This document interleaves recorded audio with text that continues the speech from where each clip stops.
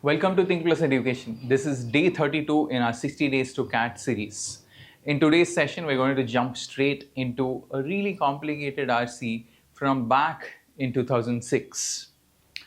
Now, like always, what we're going to do is step one, read, make notes of the key ideas, and then go to the questions.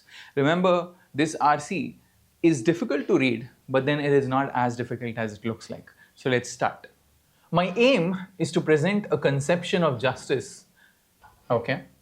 The author's aim is to present a conception of justice. Conception, let's just, let's say, conception, I just want to, dumb it down to concept. One kind of a concept of justice, which generalizes, which generalizes and carries to a higher level of abstraction the familiar theory of the social contract. Now, see, something like this is a little tricky, but what you need to remember is, think about the structure of the sentence, right? My aim is to present, that is the verb. So, the verb, a concept of justice, which is the subject, as something. And what is that as? A generalized form that carries to a higher level of abstraction. And what? This. The theory of social contract. So basically what the author is saying that, hey, there is a theory of social contract. I would want to take that into a very generalized form onto a higher abstraction level using something. And what is that something? This, a conception of justice. But what conception of justice? A new kind of concept of justice, because, well, he is probably not agreeing with the existing concept of justice. Keep this in mind. As long as you're making those connections, it's good. In order to do this, do what? Do this part. We are not to think of the original contract as one to enter a particular society or to set up a particular form of government.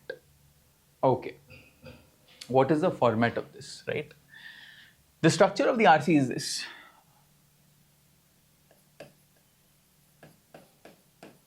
Proposal.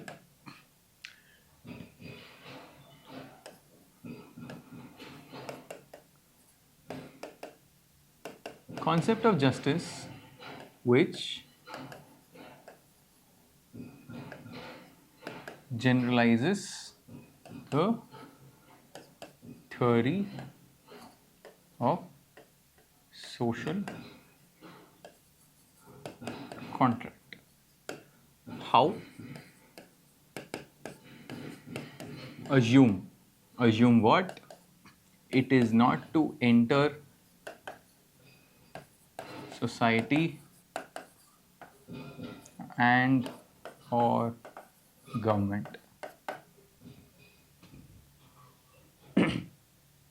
Rather, this is assume 1, assume 2, assumption basically, pardon me for assume 2. The idea is that the principles of justice for the basic structure of society are the object of the original agreement. Now, again, when you are facing some sentence like that, you want to break it down. How do you break it down? Rather, think of it as not something that will enter society or government. Think of it as that principles of justice, it acts as the principle, these are the principles of justice. And for what? For the basic structure of society. That is, the society is based on these principles of justice and are the object of the original agreement. So the point is, the form or the principles, that the conception of justice that the author wants to create, those are the principles of justice that he believes are the basis for the society. And the object of the agreement, what agreement? This theory of social contract, which is the contract. The object of that agreement is to have these principles. And these principles then in turn form the basis of the structure of the society. So,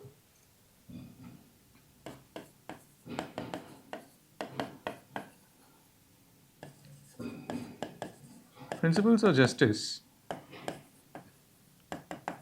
basis of structure, what structure? Society structure is what we are looking at, and the agreements focuses these. They are the principles that free and rational persons concerned to further their own interests would accept in an initial position of equality. Again,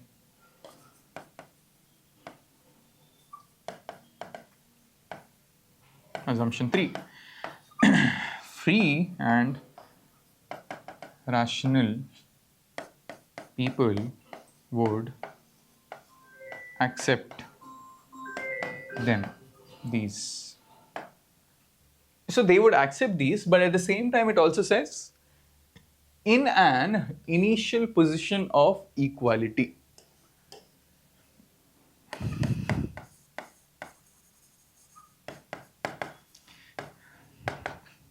The initial position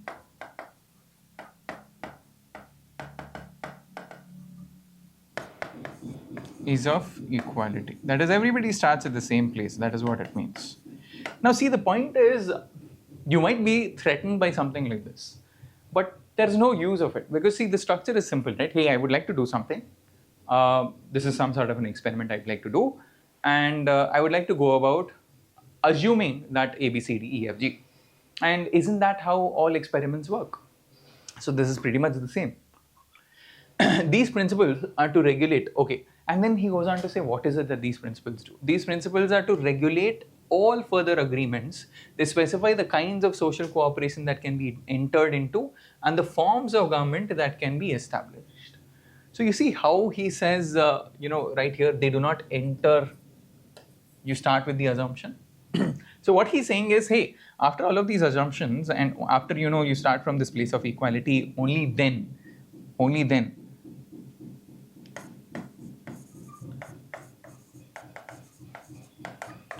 the principles will, 1, regulate the cooperation of such, social cooperation,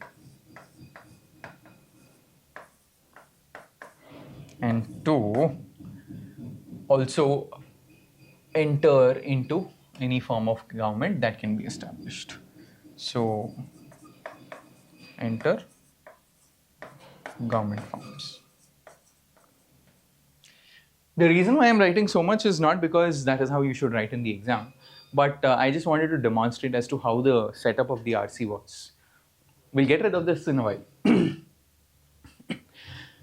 This way of regarding the principles of justice, I shall call justice as fairness. So what is he calling these principles of justice? He's calling them as the principles or justice as fairness. So if something is established through this process, then that sort of justice is called justice as fairness. Thus, we are to imagine that those who engage in social cooperation choose together in one joint act the principle which are to assign basic rights and duties and to determine the division of social benefits, just as each person must decide by rational reflection what constitutes his good, that is, the system of ends which it is rational for him to pursue. Now, long sentence, it's irritating, I know, but that is where you should not lose hope, right? Let's see, we'll just do a small bit first, right? Let's do a small bit. Let me take you through this. Thus, so when I say thus, therefore, we are to imagine that those who engage in a social cooperation choose together. So whoever is cooperating, all of them come together and then they choose. They choose what? In one joint act. Okay, they are choosing something and they're doing it together and in one act. That is at one time. The principle which are to assign basic rights. Okay, so they're choosing what? In one time, in one go, they're choosing something. And what are they choosing? They're choosing one principle. What is this principle? The principle to assign basic rights and duties. So they're choosing what are the basic rights and duties in just one go, all of them together, and all of them have started at the same place. See the equality part right here? They're all equal. And along with that, they also do. So it is not just giving basic rights and duties, it's also doing something else. What is doing something else? The principle. Determine the division of social benefits. So Who gets what in this society? Who gets what benefit? That is also being decided. And what is the basis of all these decisions? The principles of justice. The justice as fairness is what it says. Just as. So they do this just like how they would do something else, is what the author is saying.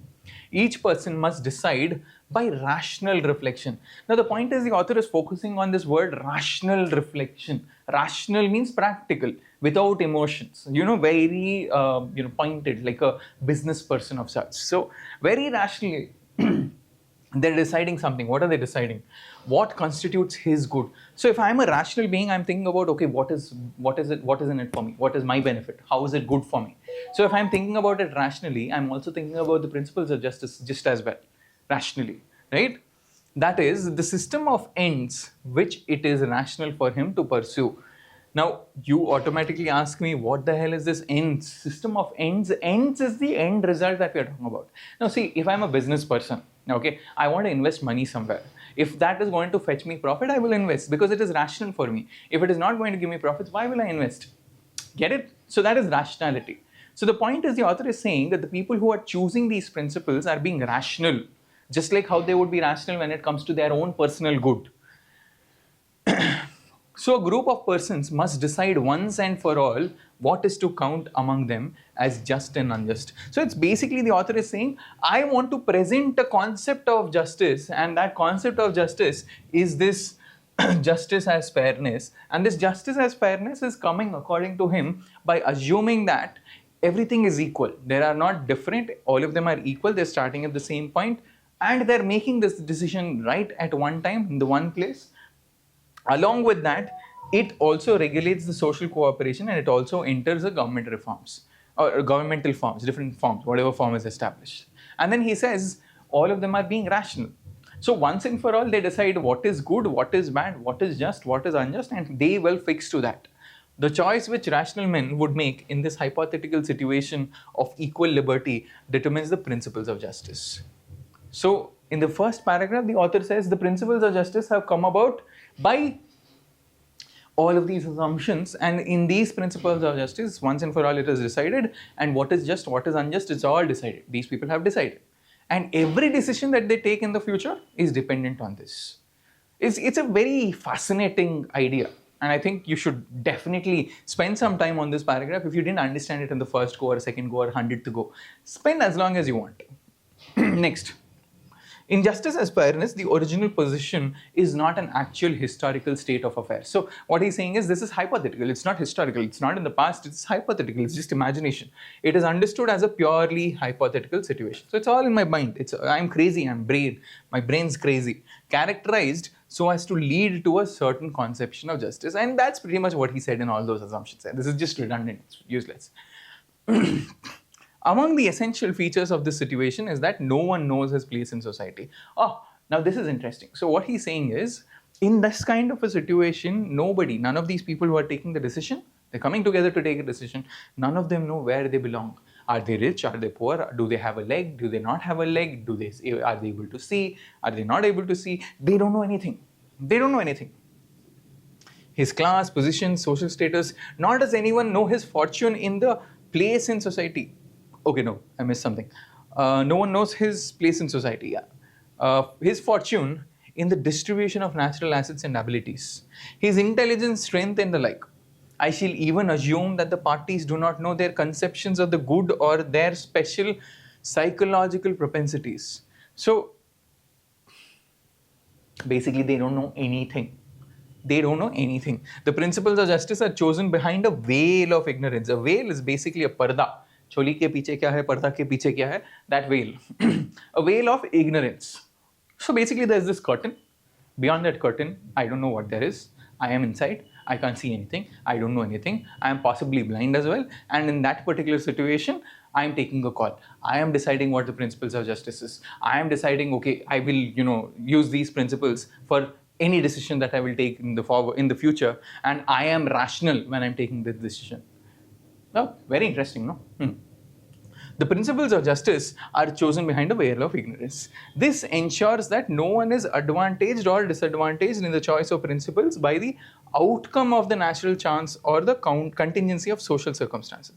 Basically saying, The decision that I take when I'm completely ignorant, purely by rational choices, ensures that I am not biased. So nobody is biased when they are deciding what the principles of justice are. Since all are similarly situated and no one is able to design principles to favor his particular condition, the principles of justice are the result of a fair agreement or bargain. Isn't that true? If nobody is biased, I don't know where I belong to, I don't know what will benefit me, I don't know what will not benefit me, I have no clue. I am only rationally deciding that this is good, this is bad. Now, once I have done that, any decision that I take is going to be fair. Not just for me, but for everyone. It's fair. And the author is saying this is the conception of justice that he wanted to see, the justice of fairness. Interesting, very interesting. That's beautiful. So let's quickly move to the next page. So it's very fascinating, these things.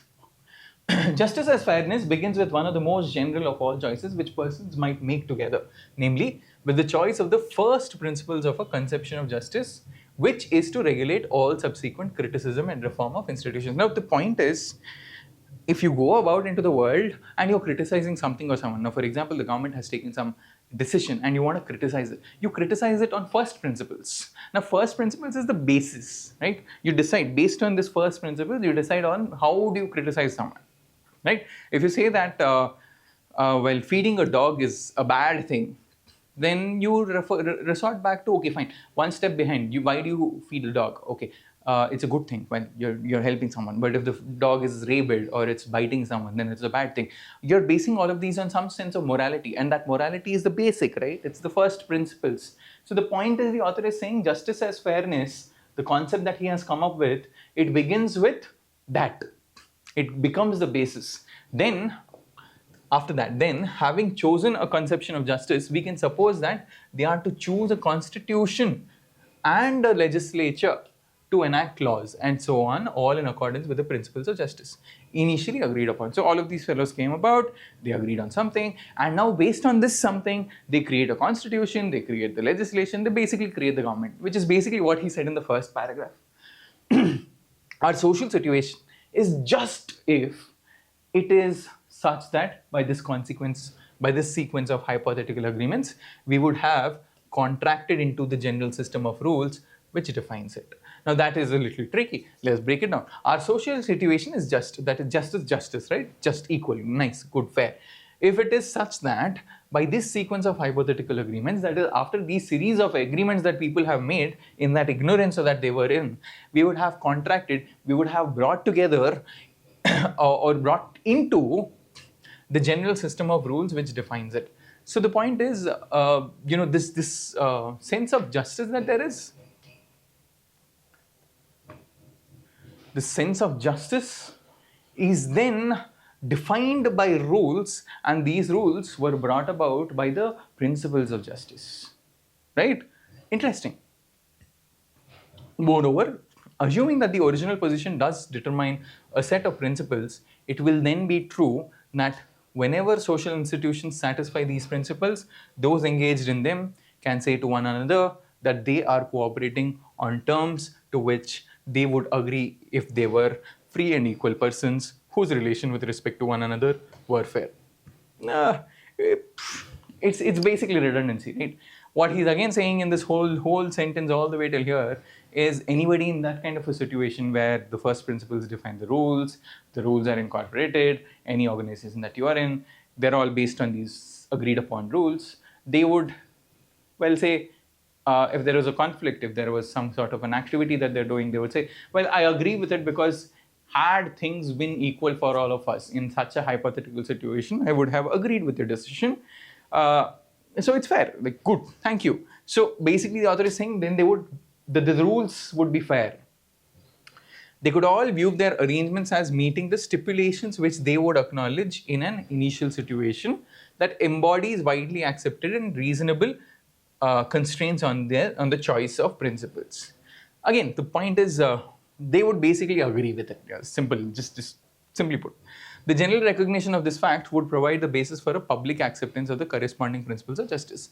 Now, the point is, once everybody agrees that it is fair, see the principles of justice. Now, if it started in different places, then I would agree with it, I would not agree with it. But the author is saying that because I'm talking about a hypothetical situation where everybody is starting from the same place, and everybody would agree with it, because I would be like, okay, had things been different, had things been equal, this is how you would behave and this is how I would behave, and we have agreed to this, and hence it's fair. And because it is fair, because now that everybody agrees that it is fair, then people would accept these principles of justice.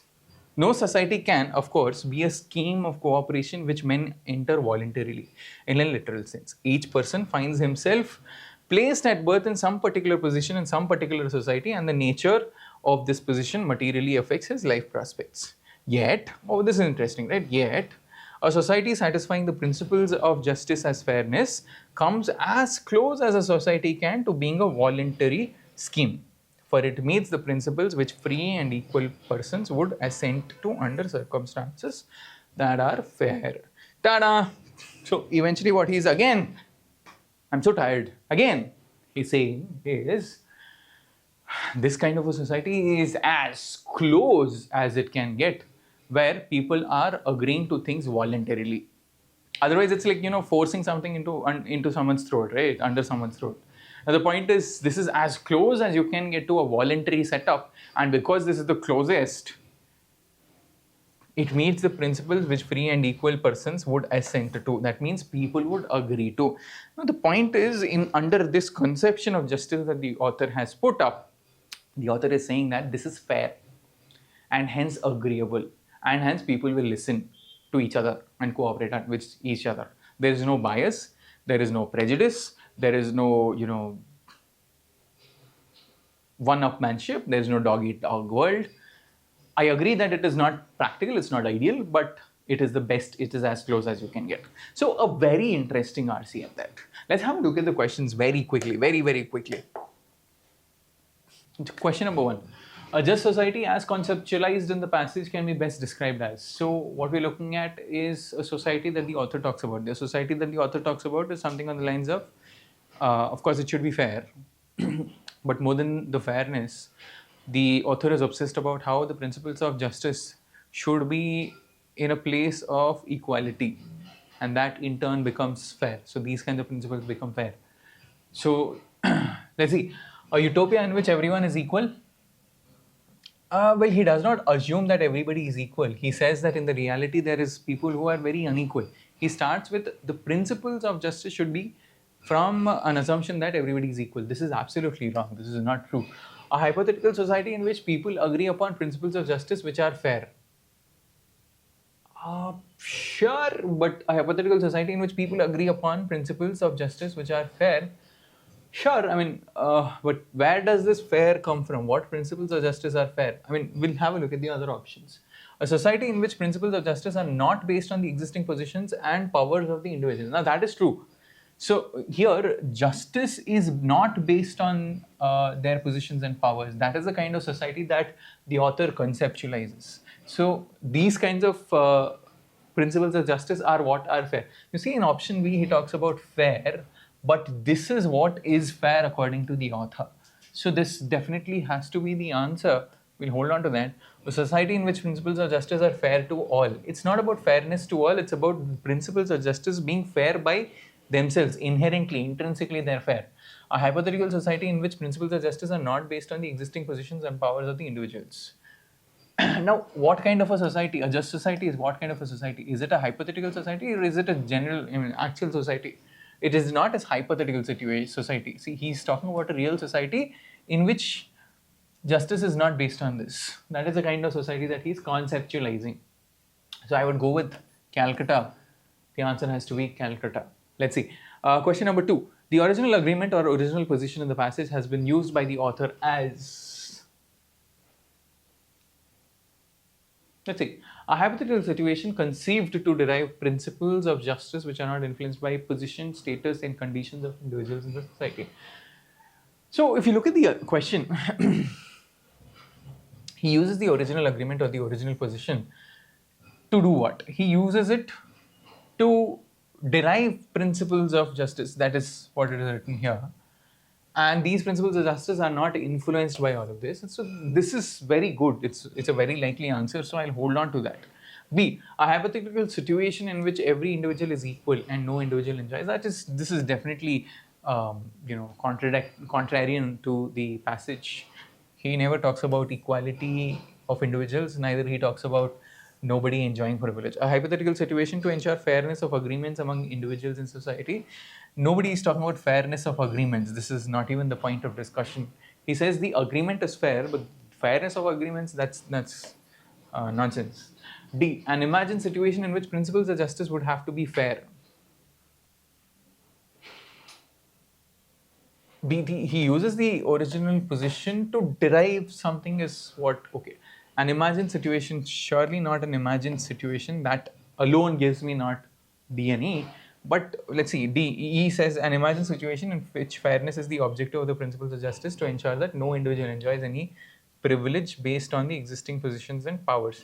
See, of the 5 options, the only option that actually talks about is he goes on to the original agreement. If you remember, he goes to the original agreement to do what? Right. So if you remember, we looked at it in the very first paragraph.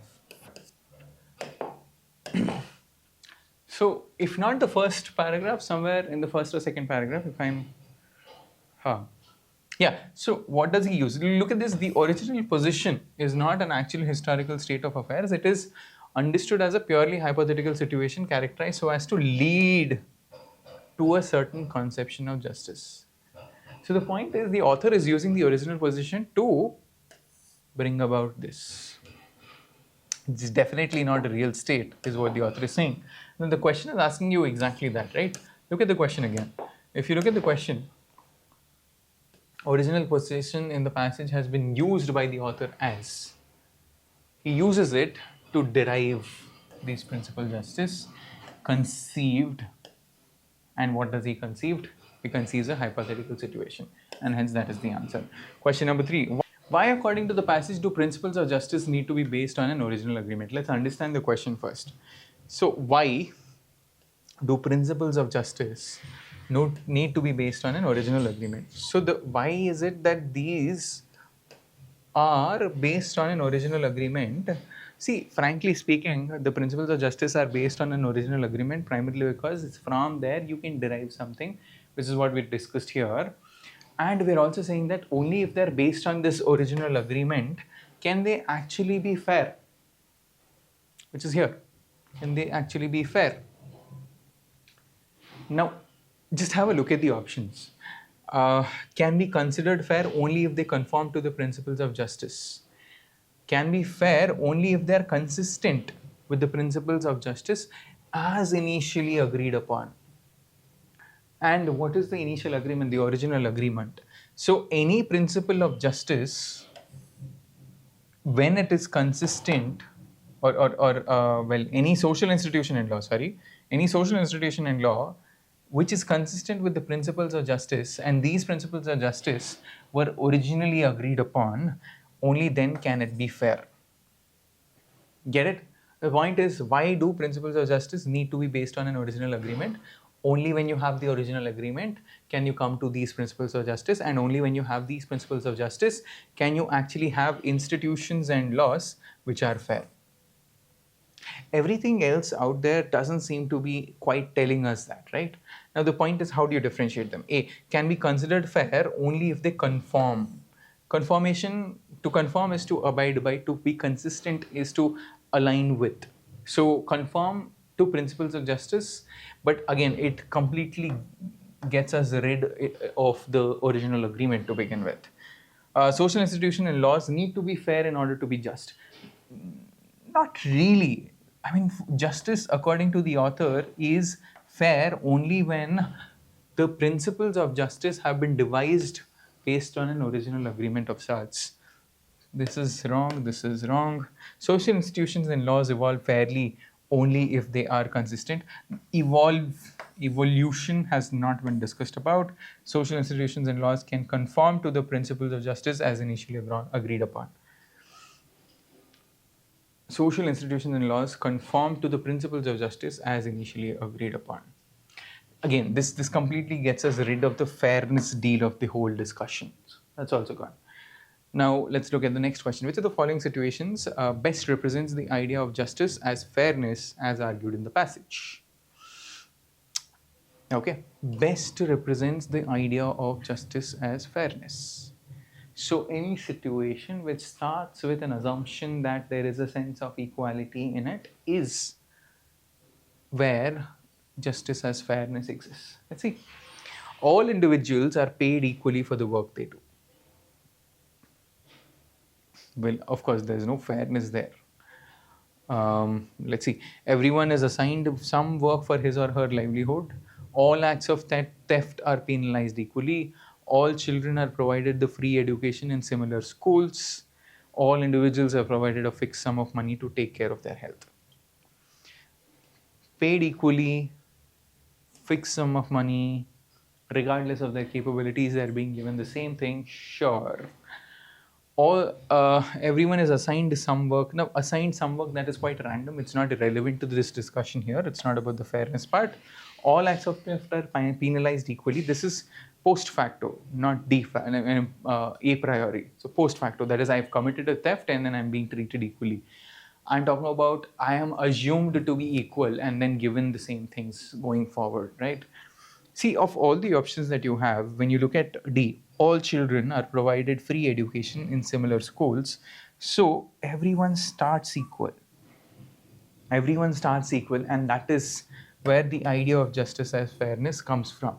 You start equal, and then you go forward, and you agree upon the rules that you have set at the beginning.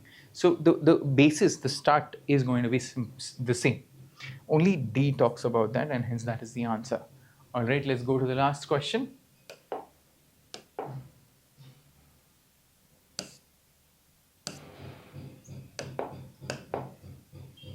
Which of the following best illustrates the situation that is equivalent to choosing the principles of justice behind a veil of ignorance? So I have 4 options which are illustrations. That is, these are examples, and these are examples of what? These are examples of choosing the principles of justice behind the veil of ignorance.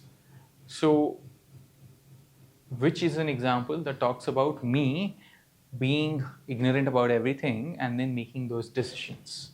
So let's see. The principles of justice are chosen by businessmen who are marooned on an uninhabited island after a shipwreck but have some possibility of returning. You see, the moment I say they have a possibility of returning, what it means is I have some agenda.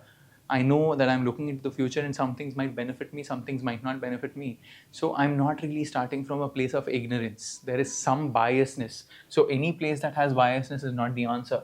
The principles of justice are chosen by a group of school children whose capabilities are yet to develop. Again, the capabilities are yet to develop, and the children also have some sort of a growth that can happen. Any decision that they take is going to influence it. So they are also to an extent biased. This is not the answer. The principles of justice are chosen by businessmen who are marooned on an uninhabited island after a shipwreck and have no possibility of returning. Again, so the businessmen here are, of course, not having a future outside, but they necessarily have a future on the island. And they all start from different capacities and capabilities there, physical, mental, and all kinds of fitness. So it's all biased, because any principle of justice that they decide now is going to be, how is it going to be benefiting me in the future? So this is definitely not the answer. The principles of justice are chosen assuming that such principles will govern the lives of the rule makers only in their next birth, if the rule makers agree that they will be born again. So in the next birth, how will I be born? What will I be born as? What is my capacity going to be? I have no clue. So I am completely blind to the next birth. So any decision I take is going to be the rational decision, which is going to be beneficial for the maximum possible people. So these are decisions that are very rational, and these are decisions that have been taken under a veil of ignorance, because I don't know the future. I have no implications that I can foresee. So that is definitely the answer. So D is the answer. E, the principles of justice are chosen by potential immigrants who are unaware of the resources necessary to succeed in a foreign country. It is okay. I mean, fine. I don't know what resources I would need, but I still have a future that I'm looking at. And I would always think about, hey, what's going to benefit me? What's going to benefit me? What decision is going to benefit me in what way? So I'm biased already. So this is definitely not the answer. So the option is option D. Now, this is a kind of question that is, well, hard, of course, and it'll take time. Ideally, in the CAT exam, I think you should be avoiding this in the very first round. If you have time towards the end, you come back to this RC and for this. But if not, then well, I think you have to really practice your critical reasoning skills here, because it's more application based. There is a hypothetical situation, there is a particular logic that the author is using. How do you use this and extrapolate it or juxtapose it with a different situation? That is the kind of questions that we have solved. So it was a beautiful question. I hope you enjoyed it. If you have any queries, comments, or criticisms, you have the comment box. Please get back to me and I'm happy to help you.